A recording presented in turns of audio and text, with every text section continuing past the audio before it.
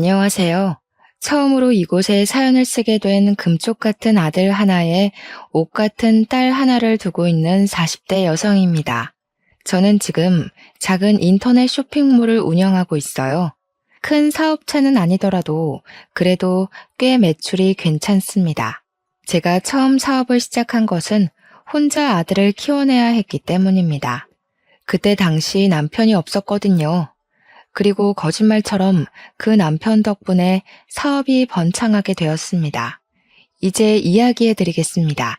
제 팔자가 참 기구하다 했지만 어쩌면 그 사람 덕분에 행복한 나날을 사는 건 아닌지 생각하기도 합니다. 남편을 처음 만난 것은 제 대학 동창회 주선으로 만난 소개팅이었어요. 둘은 같은 직장 선후배 사이였거든요. 처음에는 연애보단 제 취미에 관심이 많았기에 몇 번이나 소개팅을 거절했었습니다. 30살이 넘은 나이였지만 결혼에 대한 생각이 없었습니다. 그런데 우연히 제 사진을 본 남편이 친구에게 끈질기게도 소개팅을 소개해 주라고 졸랐답니다. 저는 그냥 나와서 차 한 잔, 밥 한 번 이렇게 말하는 친구의 요구를 거절할 수가 없었습니다. 정말 소개팅에 의욕이 없었지만 친구의 면도 있고 화장도 예쁘게 하고 치마도 예쁘게 차려입고 소개팅 장소에 나가게 되었죠. 그도 정말 만반의 준비를 하고 나왔는지 세미정장에 머리까지 야무지게 넘겨 세팅을 하고 왔더라고요. 신사 중에 신사 이미지를 풍기는 게 우습기도 하고 카페에서 격식을 차려 앉은 그가 호감이 가기까지 했어요. 그리고 가끔 던지는 유머가 정말 센스가 넘쳤죠. 여자는 길을 건널 때 안쪽에, 여자는 차가운 곳에 앉으면 안 된다고 손수건에. 정말 시대에 맞지 않는 그의 젠틀해도 저는 마음에 들었나 봅니다. 그래서 그가 애프터 신청을 하자 냉큼 받아들였습니다. 귀가 찢어져라 웃어대던 그는 다음 데이트 코스를 벌써 쪄놨다며 기대하라고 하더라고요. 사실 오래 만날 거란 기대 없이 나간 자리였고 막상 나가서 보니 호감 가기도 했고 30대가 되다 보니 외롭기도 했는지 그 남자를 계속 만나게 되었습니다. 항상 데이트를 정성스럽게 준비하는 그였기에 그와 자연스럽게 만남을 가졌죠. 그러다 저는 갑작스러운 임신을 하게 되었습니다. 분명 피임을 한다고 한 것 같은데 말이죠. 제가 임신 소식을 알렸을 때 그는 뛸 듯이 좋아하더라고요. 자신이 아빠가 된 게 맞냐면서요. 그의 모습에 저는 이 남자 나를 사랑하는구나 하고 느꼈어요. 1년도 안 된 연애에 저는 사실 그를 사랑하는지 확신이 서지 않았습니다. 하지만 아이를 위해 그와의 결혼을 선택했습니다. 뱃속에 있는 생명은 제가 책임을 져야 한다고 생각했거든요. 임신이 되면서 급하게 상견례를 하고 식장을 구하고 아파트를 구하느라 하루 종일 파김치가 될 지경이었어요. 그래도 어쩌겠어요. 아이는 생겼고 뱃속의 아이는 자랄 텐데요. 결혼을 서둘러야 했습니다. 너무 서둘러서 그럴까요? 가끔 뱃속의 아이를 원망스러울 때도 있었어요. 달가운 임신이 아니었기에 아이만 안 생겼으면 여유 있게 결혼 준비를 했을 텐데 하고 말입니다. 집을 계약하고 결혼식장에서 미리 예복을 입어볼 때였어요. 아랫배가 묵직하면서 너무 아파지는 거예요. 저는 드레스를 입은 채로 쓰러졌습니다. 급하게 응급실로 실려가고 자궁외 임신으로 긴급 수술을 해야 한다고 하더군요. 자궁에 정상적으로 착상을 한 게 아니라 제 왼쪽 나팔관에 착상을 해서 자궁외 임신이 되었다고 했습니다. 조금 늦게 발견했는데 더 늦었다면 나팔관 파열로 큰일 날 뻔했다고요. 아이가 들어있는 나팔관을 어서 잘라내야 한다고 하더군요. 순간 눈물이 왈칵 흘렀습니다. 결혼 준비로 제때 산부인과에 가서 진찰을 받지 않아서 그런 건 아닌지, 제가 아이를 환영하지 않아서 생긴 일은 아닌지, 아이가 제가 원망한 걸 알아서 그렇게 된 일은 아닌지 머릿속에 별별 생각이 들더라고요. 아이는 그렇게 제 한쪽 나팔관과 함께 저와 헤어져야 했습니다. 처음부터 아이를 환영했다면 얼마나 좋았을까 후회하고 또 후회했습니다. 수술을 하고 정신이 드니 남편이 제 손을 꼭 잡고 괜찮다고, 아이야 결혼 후에 또 가지면 된다고 다독이더군요. 하지만 어른들의 생각은 항상 우리의 예상과 비켜가잖아요. 저희 역시 다르지 않더군요. 그때 병원으로 찾아온 시어머니와 시아버지는 저를 보시자마자 남편과 저에게 닥달을 하셨습니다. 아니, 뭘 어떻게 했길래 아이가 착상을 엄한 곳에 해? 제 몸에 이상 있는 거 아니냐? 이제 나팔관도 하나 없다면서. 그럼 임신은 가능하긴 한 거야? 아유, 어머니 걱정하지 마세요. 나팔관 하나 잘라냈어도 나머지 하나가 있잖아요. 금방 생긴 아기니까 결혼 후에도 금방 생길 거예요. 뭘 그렇게 걱정을 하고 그러세요. 저는 둘의 대화에 꿀먹은 벙어리가 되어야 했습니다. 아이를 잃은 엄마가 왜 죄인 심정이 되어야 하는지 그제야 알겠더라고요. 아무 잘못도 없었지만 저는 그들 앞에서 죄인이 되어 있었습니다. 방금 의사 만나고 왔다. 나팔관 하나만 남으면 그만큼 임신율이 떨어진다고 하더구나. 그래가지고 정상적인 애를 낳긴 하는 거야? 문제 있는 애 낳지 말라는 법도 없잖아. 당장 이 결혼 취소해. 처음부터 애부터 달고 오는 애를 거두는 게 아니었어. 어머니, 무슨 말을 그렇게 말하세요? 그래도 제 아이 엄마입니다. 제가 사랑하는 사람이고요. 저 사람 혼자 애를 만들었어요. 저도 같이 만들었어요. 그만 좀 하세요. 저희 결혼이고 저희가 함께하길 원해서 하는 결혼입니다. 시어머니는 얼굴이 새빨개지셔서 가방으로 남편을 때리셨어요. 내가 이런 놈을 낳고 미역국을 대접으로 먹었네. 이런 등신 같은 놈을 낳아놓고 이제껏 살았어. 지 엄마는 안중에도 없고 지 옆에 내 편만 들어 아주. 시어머니는 화가 머리끝까지 화가 나셔서 시아버지와 함께 병원에서 나가셨습니다. 남편은 제 어깨를 토닥이며 미안하다고 하더군요. 남편은 손이 귀한 집의 5대 독자였습니다. 그래서 아이를 가지면서 시부모님께서 저희 결혼을 흔쾌히 받아들이셨던 것이었습니다. 그런 귀한 집의 손주이니 아쉬워서 저러시나 보다 이해하고 이해하려고 노력했어요. 남편은 병원에 있는 동안 정말 저를 지극정성으로 돌봤어요. 병원에서 출근하고 병원으로 퇴근하고 그 모습이 너무 고마웠어요. 아이를 잃었지만 전 남편을 얻었구나 생각했거든요. 그만큼 남편의 결혼 의지가 대단했고 시부모님의 반대에도 남편의 적극적인 결혼 진행으로 인해 무사히 결혼식을 올리게 되었습니다. 하지만 저의 10월대는 남편이 막아주지 못하더군요. 시어머니의 진노에 당연히 찾아올 거라고 예상은 했지만 시어머니의 임신 요구는 점점 심해지셨습니다. 전화를 하셔서 생리 주기부터 관계 빈도수까지 묻기 시작했습니다. 저는 엄청난 스트레스를 받기 시작했어요. 그리고 결혼 달수가 지날수록 시어머니의 저를 향한 비난이 시작되었습니다. 애초에 몸에 문제가 있는 애를 들이는 거 아니라고 했지? 거 봐라. 결혼한 지 반년이 다 되어가도 애가 생기니? 어디 생길 기미도 안 보이는데. 어머니, 이제 겨우 반년이에요. 이 사람 정말 노력하고 있어요. 아침부터 꼬박꼬박 보약 먹고 출근하고 집에 와서는 임신에 좋다면서 운동도 열심히 한다고요. 이런 바보 같은 게. 그랬다면 진즉 생기고도 남았겠다.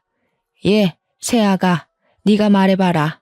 왜 임신 소식이 없는지 네가 이야기해봐. 저는 어깨를 움찔거리며 어머니를 쳐다보다가 고개를 내리깔았습니다. 당장 너 그 일부터 그만두고 병원부터 다녀라. 나이가 30대 중반이면 이제 노산이다. 지금 아니면 임신도 못해. 알겠니? 애를 만들어서 일을 하든 애를 낳아놓고 일을 하든 그때 가서 해라. 알겠냐? 저는 작게 네라고 대답을 할 뿐이었습니다. 35살이 지나면 노산이라는 말은 들어봤습니다. 전 아직 30대 초반이었지만 어머님 말대로 이 시기가 지나면 임신이 어려울 수도 있다는 생각을 하게 되었습니다. 일단 저는 나팔관 하나가 없었으니까요. 그만큼 랜덤으로 임신 확률이 떨어지는 거니까요.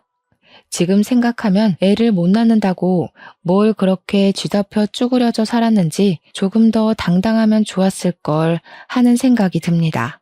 남편을 소개해준 제 친구에게 이런저런 속풀이를 하며 저를 달래었습니다. 친구는 아직 미혼이었기에 저를 다 이해하지는 못하는 듯 했지만 그래도 위로하고 만나면 밥도 사주며 저를 달래주었어요. 자신도 남편을 소개해준 책임감 같은 게 있다나요? 참 좋은 친구를 두었다 싶었죠. 그렇게 어머님 성화에 못 이겨 저는 결혼한 지 1년 만에 직장을 그만두어야 했습니다. 오랫동안 지냈던 직장을 그만두고 제가 한 일은 임신을 위한 일이었습니다. 친정엄마는 그런 저를 보고 속상해 하시면서도 임신에 좋다는 음식을 꾸준히 해주셨어요. 큰 잉어를 잡아다가 고아 오시기도 하고 흑염소를 잡아다가 한약을 만들어 오시기도 했죠. 왜 그런 말 있잖아요. 딸 가진 죄인. 바로 그게 저희 친정 엄마였어요. 왜 엄마까지 시댁 눈치를 봐야 하는 건지 속이 상해서 몇 번이나 괜찮다고 하지 마시라고 해도 엄마는 제게 그게 쉽냐고 10년을 일한 직장을 그만두면서까지 노력하는데 엄마라도 돕게 해달라고 하셨어요. 정말 그때 엄마가 있다는 사실에 감사했답니다. 불임 전문병원에 다니면서 몇 번이나 인공수정을 시도를 했지만 결국 실패를 하고 시험관을 하자는 선택을 하게 되었습니다. 호르몬 주사를 바늘로 배를 찌르는 건 인공수정과 별반 다름이 없었지만 난자를 채취하는데 정말 힘이 들더군요. 난자를 채취를 하면 저는 어김없이 배에 빵빵하게 복수가 차올랐습니다. 튀어나온 배를 보며 여기에 아기가 있었으면 얼마나 좋을까를 몇 번이나 곱씹어서 생각을 했습니다. 그렇게 연달아 시험관을 5번 실패하고 나니 저는 몸도 마음도 병들어갔어요. 자신감도 사라지고 온통 멍이 든 제 배를 보고 쪼그려 앉아 울기를 반복했습니다. 그때도 저를 위로해주는 사람들은 제 남편과 친구였습니다.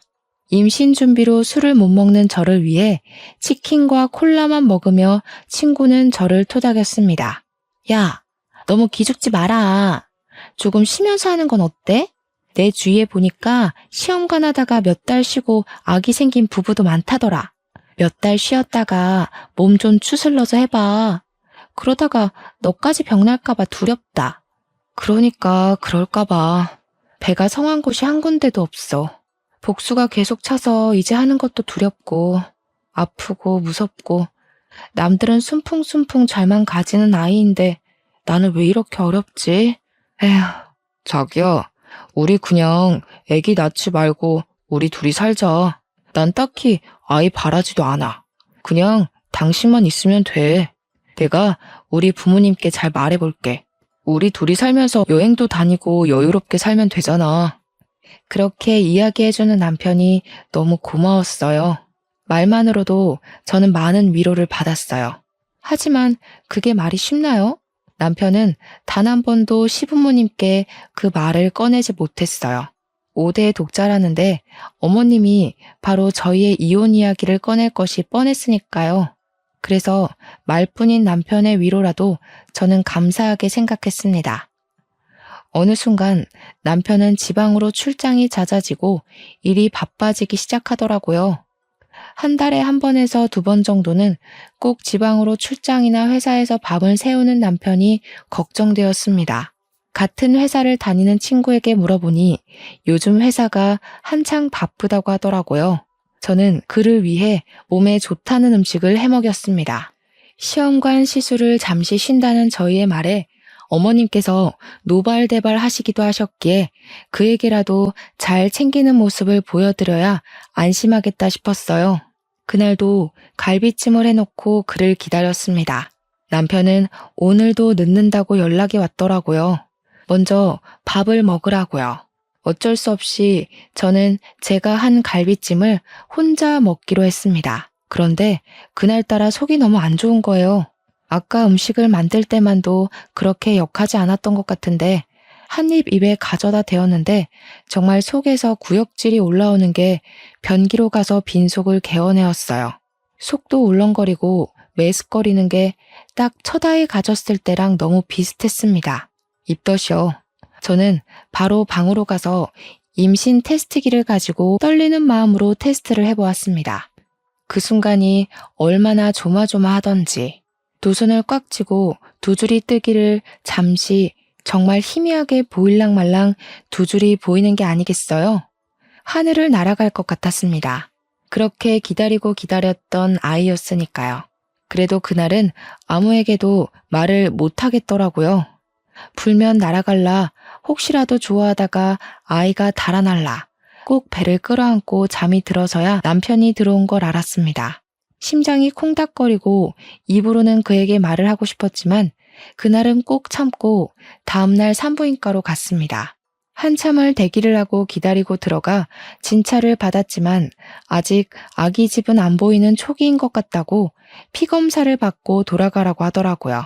초기라서 안 보인다는데 피검사를 받고 돌아오는 내내 불안하고 초조했습니다.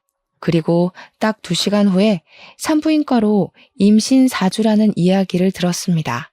드디어 기다리고 기다리던 아이가 찾아온 것입니다. 바로 친정엄마에게 전화를 드렸습니다. 엄마는 4주의 입덧이라니 성질머리도 급한 애인가 보다 하시며 웃으셨어요. 그리고 시댁에게는 알리지 못하고 남편을 기다렸습니다. 전화하면 기뻐할 것을 알았지만 또 전처럼 같은 실수가 되풀이되면 어쩌나 하는 불안감이 컸던 것 같아요. 남편은 그날도 밤이 늦어서야 집에 들어오더군요. 저는 남편에게 테스트기와 피검사로 4주차라는 것을 알려주었습니다. 그런데 남편의 표정이 하나도 기쁜 표정이 아닌 겁니다. 딱딱하게 굳어있는 그의 표정에는 미소가 없었습니다.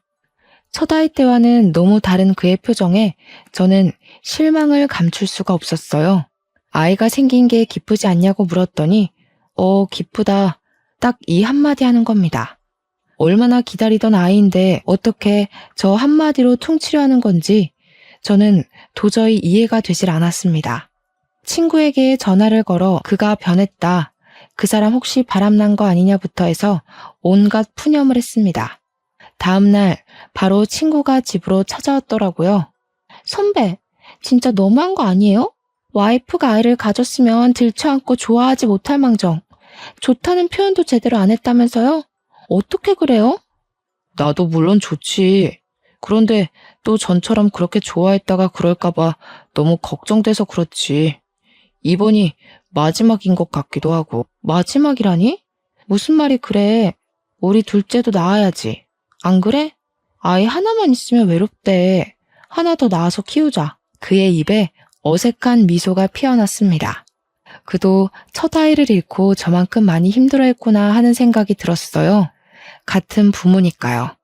그를 꼭 끌어안고 이번엔 괜찮을 거라고 위로를 해주었습니다. 이번에는 절대 아이를 지켜내겠다는 결심으로 절대로 무리한 일을 하지 않았습니다.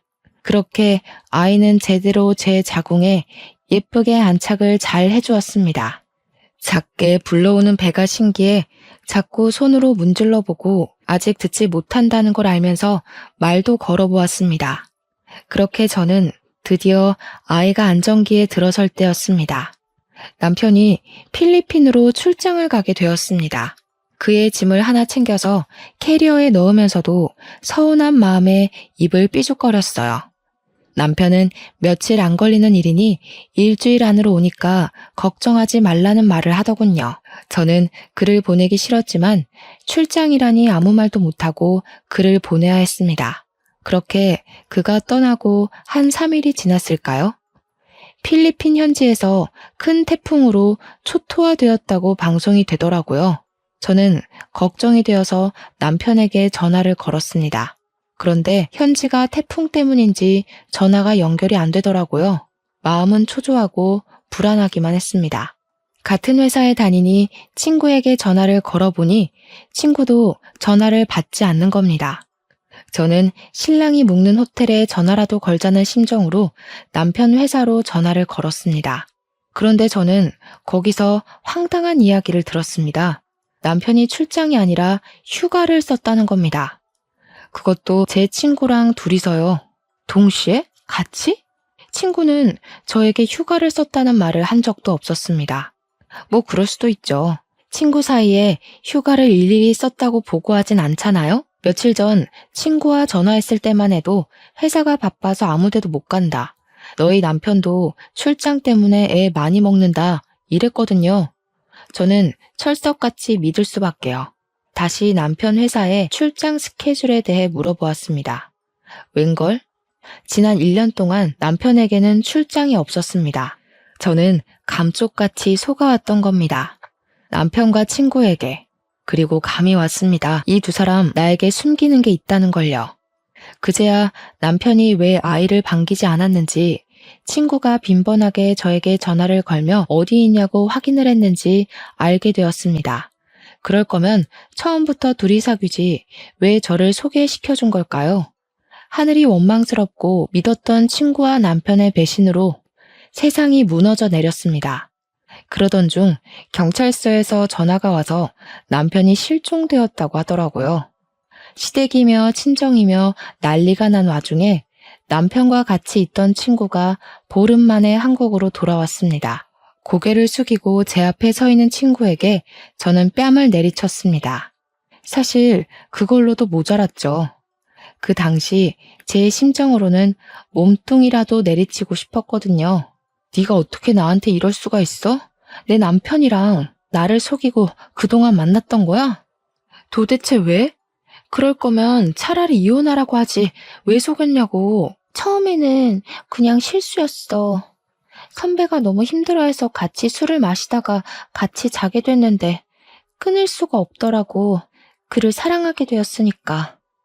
어? 사랑? 그럼 그때라도 말했어야지. 너희들 사랑의 노름에 나까지 끼워놓지 말고 그냥 순순히 이혼하라고. 내가 그럼 그 사람이랑 계속 살았겠어? 아이까지 가졌는데. 그럼 이제 어쩔 셈이었는데? 유부남의 애아빠에 너는 나한테 미안하지도 않니? 그게 왜 내 아들 탓이냐? 네가 빨리빨리 애를 가졌으면 우리 아들이 그렇게 힘들어했겠니? 이야기 들어보니 그동안 얼마나 마음고생이 심했으면 남편이 밖으로 돌아.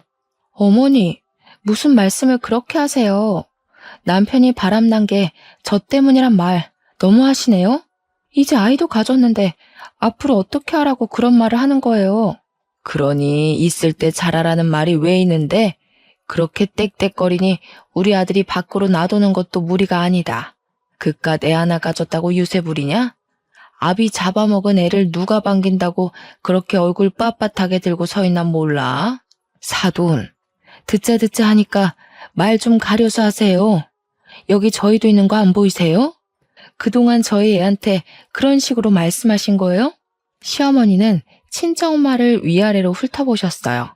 이래서 사람은 가려서 사귀라는 말도 있는데 내가 집에 사람 하나 잘못 들여서 이게 무슨 꼴이냐? 지금 내 아들은 살았는지 죽었는지도 모를 판에 아휴 내가 말을 말아야지. 시어머니는 획 돌아서 가버리셨어요. 아무리 아들이 사라졌다지만 시어머니의 냉정함에 혀를 내둘렀어요. 어떻게 저렇게 태연하게 계실 수가 있는 건지, 혹시 남편은 주워온 아이가 아닌지 의심까지 들 정도였어요. 저는 배를 끌어안고 울고 또 울었어요. 갑자기 남편도 사라졌는데 아이 또한 아빠가 사라졌으니까요. 제대로 사랑 한번 못 받아본 아이가 가여웠어요. 돌아온다고 해도 바로 이혼을 할 생각이었으니까요. 그래도 이렇게 손 놓고 있을 수만은 없었습니다. 아이의 아빠니 일단 찾아놓고 죽이던지 살리던지 머리를 죄다 뽑아놓든지 하자고 생각하고 여기저기 전화를 돌리면서 남편을 수소문하기 시작했어요.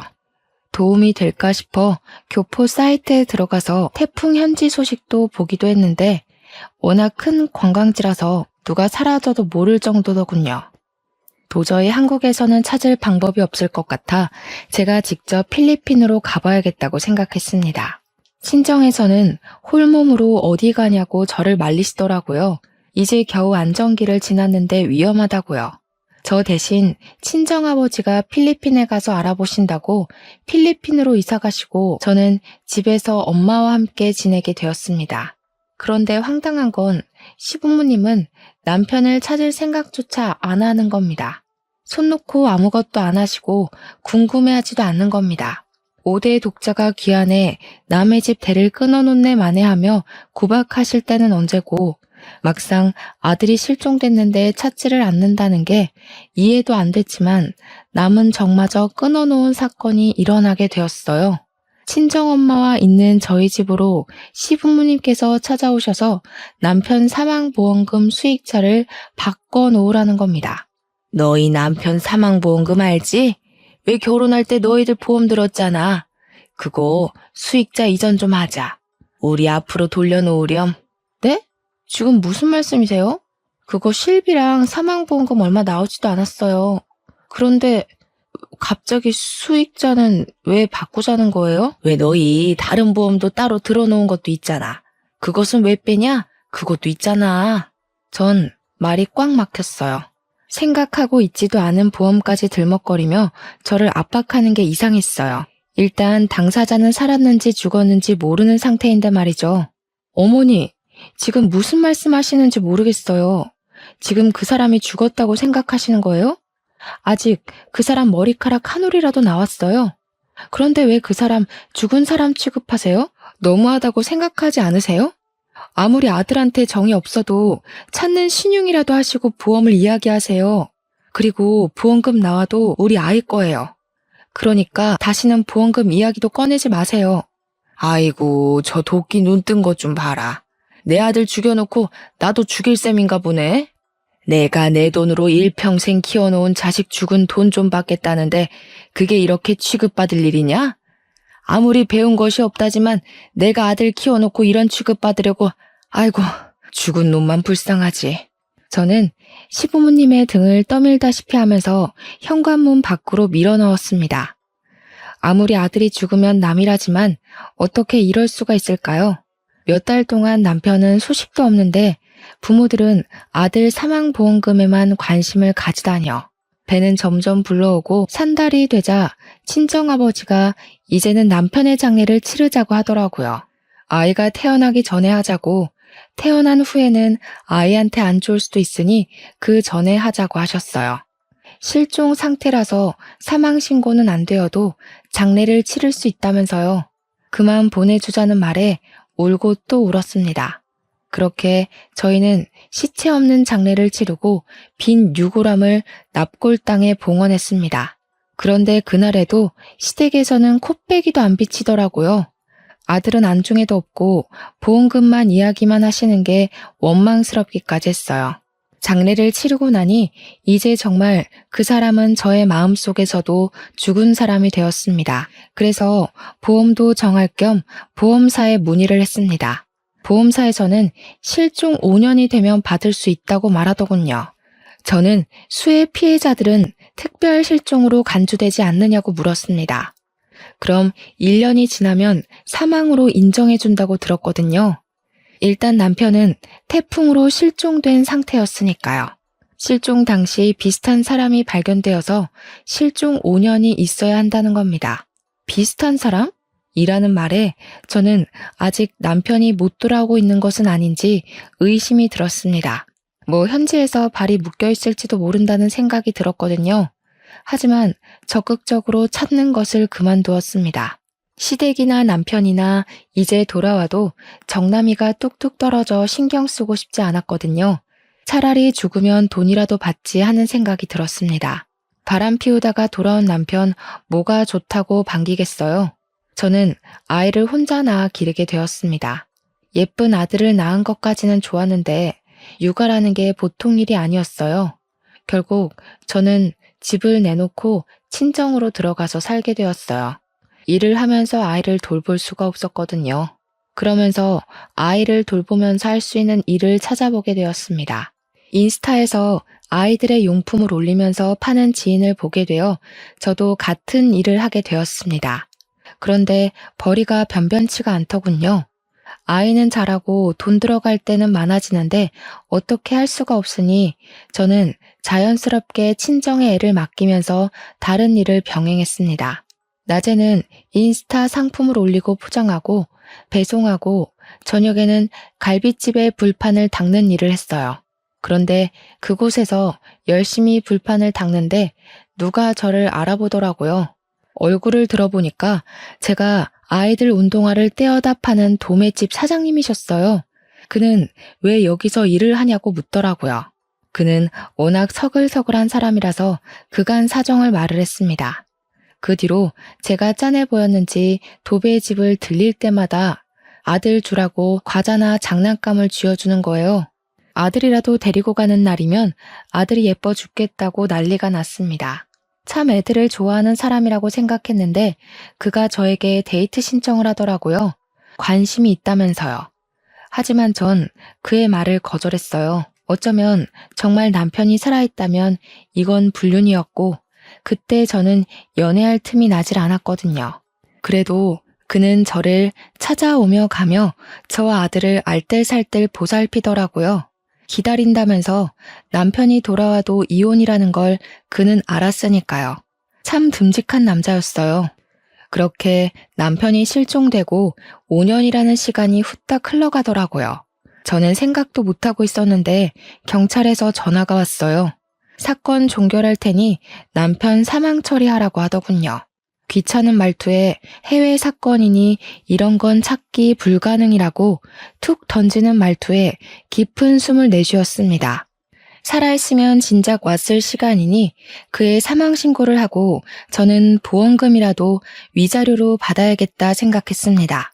그렇게 보험사로 가서 보험 문의를 하니 보험금이 제가 예상한 2억 5천이 아닌 7억이었습니다. 뭐가 이렇게 많나 봤더니 남편이 다른 보험 하나를 따로 들어놓고 불륜 여행 주제에 여행 보험까지 들어놓고 갔더군요. 참 기가 막히죠. 그래도 저는 그 돈을 감사히 받았습니다. 아들 잘 키우라고 돈은 넉넉하게 남겨뒀네 생각했습니다. 그리고 그 돈을 가지고 인스타의 작은 쇼핑몰이 아닌 인터넷의 쇼핑몰을 차렸습니다. 본격적으로 일을 시작하니 인스타에서 입소문이 크게 나면서 대박을 터뜨렸습니다. 드디어 숨이 트이는구나 싶었어요. 죽은 남편 덕이라고 생각했죠. 양심은 있구나 하고요. 그리고 거래처 사장이었던 그가 저에게 청혼을 했습니다. 남편도 사망 신고도 했고 사업도 자리 잡혔으니 자신을 받아주라고요. 5년 동안 한결같은 그를 어떻게 싫다고 할까요? 저희는 바로 결혼을 했습니다. 결혼을 하기 전까지 저는 그가 부자라는 사실을 몰랐습니다. 그는 이미 빌딩 몇 개를 소유할 정도로 그 지역에서는 유명한 재력가였더라고요. 왜 말 안 했냐 물어보니 악바리같이 버텨내는 저를 보고 나 돈 많으니 나한테 기대라는 말을 못했다네요. 재수없어 보일까봐 그때 당시 저는 그에게 곁을 내주지 않았었으니까요. 참 섬세하고 따뜻한 사람이었어요. 축복은 연달아 생겨온다고 하잖아요. 그 축복이 저에게 또 찾아왔어요. 그와 결혼한 지 몇 달 되지 않아 저는 둘째를 가지게 되었습니다. 그렇게 그 전에 바라고 바라던 임신이 그를 만나고는 순식간에 이루어지다니 그를 만난 것이 저에게 축복이자 선물 같았습니다. 그는 드디어 아들에게 동생이 생겼다고 얼마나 좋아하던지 그 모습에 또 감동을 했습니다. 그렇게 행복한 시간을 보내고 있는데 갑자기 누군가 현관문을 두드리며 초인종을 신경질적으로 눌러대는 겁니다. 제가 나가보니 전 시부모님이었습니다. 정확히는 실종된 남편의 부모님이죠. 그리고 그 옆으로 제 남편과 불륜을 저지른 친구가 있는 겁니다. 왜 찾아왔냐고 물어보니 전 남편의 사망보험금을 내놓으라는 겁니다. 네가 우리 아들 보험금 받아갔냐? 어디서 베어먹지 않은 행동이야? 어? 다른 남자랑 결혼했으면 내 아들 돈을 우리한테 줘야 하는 거 아니냐? 빨개진 어머님의 얼굴을 보고 저는 이를 꽉 깨물었어요. 그 돈은 절대 뺏길 수 없는 제 아들 돈이었습니다. 아빠에게 유일하게 받은 거니까요. 그게 왜 어머니 돈이에요? 수익자는 저로 되어 있어서 제가 받아온 건데요. 그리고 그의 아들도 여기 버젓이 살아있고요. 제가 왜 드려야 하죠? 아들은 다리를 꽉 끌어안고 처음 본 친할머니, 친할아버지를 물끄러미 보더라고요. 닮은 구석이 하나도 없는데 어디서 내 아들 새끼라고 말하는 거야? 다른 남자랑 생긴 아이인지 어떻게 알겠니? 남편 사망 신고하자마자 결혼해서 살면서 뭐가 잘났다고? 돈이나 내놔. 무슨 말을 그렇게 하세요? 아무리 정이 없다고 해도 어머님 손자예요. 그리고 그 돈은 절대 못 내놔요. 바람 피우다 죽어놓고서 딸랑 그거 남겨놓았는데 제가 왜 줘요? 아들은 울음을 터뜨리고 시부모님과 제 친구는 집 안으로 들어오며 물건을 집어던지기 시작하더라고요. 저는 아들을 꼭 끌어안고 버텼습니다. 퇴근하고 돌아온 남편은 두 눈을 동그랗게 뜨며 소리를 쳤습니다.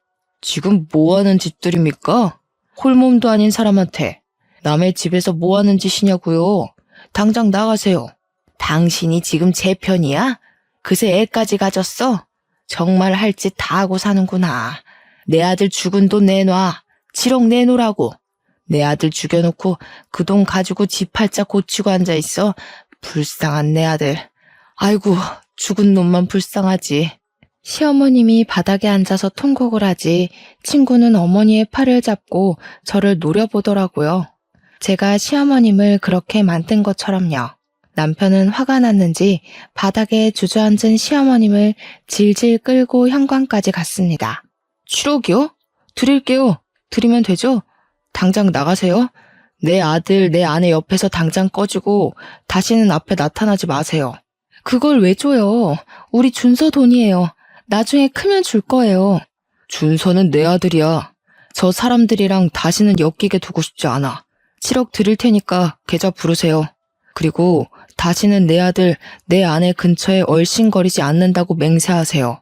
시어머니는 정말 거짓말처럼 울음을 뚝 그치고 자리에서 일어나셨어요.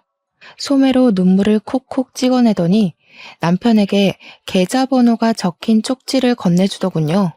기막히고 어이가 없는 상황에 입이 떡 벌어졌습니다. 남편이 이체된 핸드폰을 보여주니 그제야 입가에 미소를 띠고 그냥 횡하니 사라지더군요. 저는 서러움에 주저앉아 울고 말았어요. 그렇게 쉽게 주고 싶지 않았는데 실컷 골려라도 주고 싶었는데 그걸 홀라당 빼앗긴 느낌이 들었습니다. 울고 있는 저를 남편은 끌어안으며 토닥였습니다. 그만 울어. 준서가 놀라잖아. 내가 그걸 안 주면 또 찾아왔을 테고 그럼 준서가 또 놀랄 거 아니야. 내 아들이 그런 상황을 겪는 게 너무 싫어서 그랬어. 당신 뱃속에 우리 둘째도 걱정되고 내 식구니까. 그리고 우리 준서는 내 아들이잖아. 아버지로서 해야 할 일을 한 거야. 저는 고개를 끄덕이며 그를 꽉 끌어안아 주었어요. 너무 남편에게 고마웠습니다. 정말 마음으로 친자식으로 여겨주니까요. 아들에게 진정한 아빠가 생겼다고 생각했어요.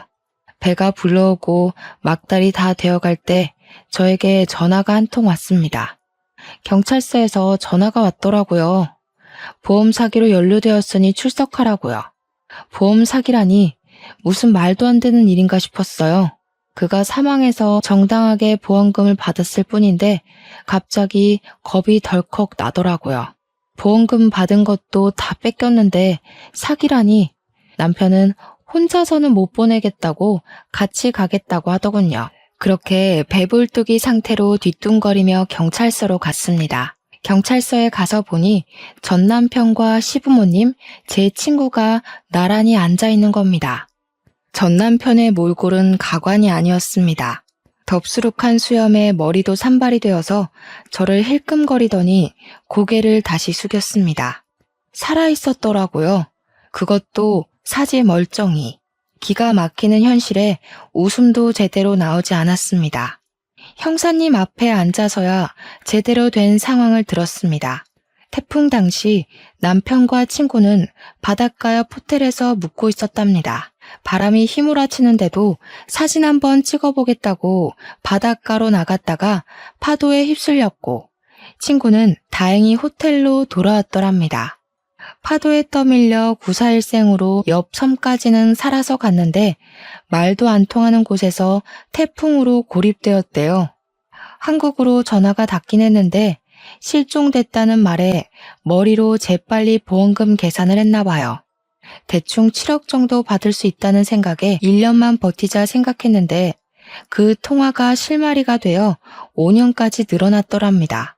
그동안 친구가 필리핀까지 왔다 갔다 하면서 보살폈는데 친구도 지쳤는지 오는 게 뜸해지고 한국에서는 돈을 잘 안 붙이니 배고파서 거주지 밖으로 나왔다가 지역 경찰에 붙잡혔다네요. 불법 체류자라고 판단해서 한국으로 추방되고 그 과정에서 실종자가 아닌 게 밝혀진 거고요. 보험사에서는 사기로 판단해서 고소를 진행했답니다. 보험금 수익은 제가 탄 상태여서 경찰이 저에게 전화를 걸었답니다. 남편은 저 대신 그간의 상황을 다 설명하고 시부모님이 집으로 찾아와서 그 돈을 고스란히 가져간 것까지 야무지게 말을 하더라고요. 형사님도 그 상황에 어이가 없었는지 혀를 내두르시고는 쯧쯧 혀를 차시더군요.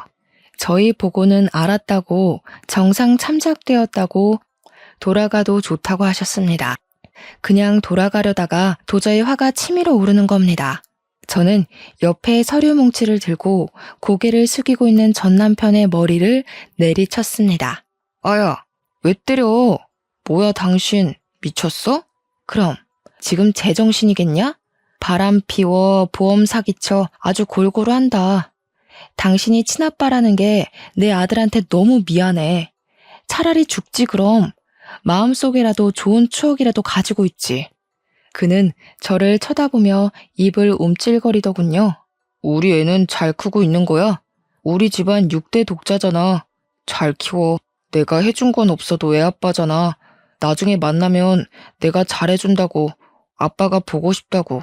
내가 이런 건 다 너를 잘 키우려고 한 일이라고.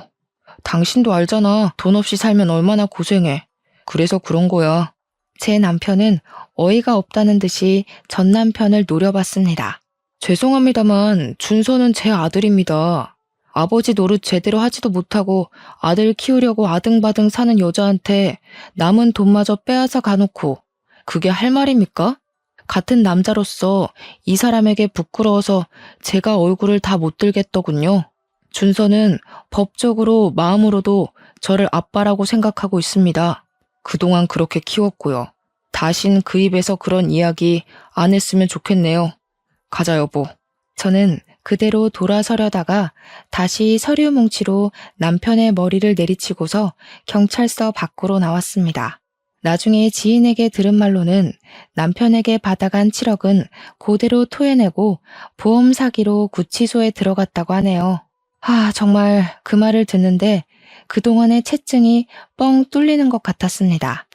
그때는 너무 힘들고 지옥 같았지만 이렇게 글로 옮겨 적고 보니 지난 일이 이제는 웃으면서 말할 수 있는 시간이 흐른 것 같네요. 길지 않은 시간이었지만 저에게 상처만 준 결혼 생활에서 저는 금쪽 같은 아들을 얻어왔고 어쩌면 그 덕분에 지금의 제가 있다는 생각도 해봐요. 아등바등 쩔쩔매며 살지 않아도 괜찮습니다. 조금은 내 주장을 펼치며 살아도 괜찮습니다. 오늘도 다짐을 하고 또 해봅니다. 제 사연을 적어 올리게 된 것도 별별 사람들 속에 그래도 참고 또 인내하다 보면 좋은 일이 생길 거라는 겁니다. 원수 같은 전 남편이 저의 사업을 일으켜줬던 것처럼요. 말이 길어 이만 줄이겠습니다. 사연을 읽어주셔서 너무 감사드려요.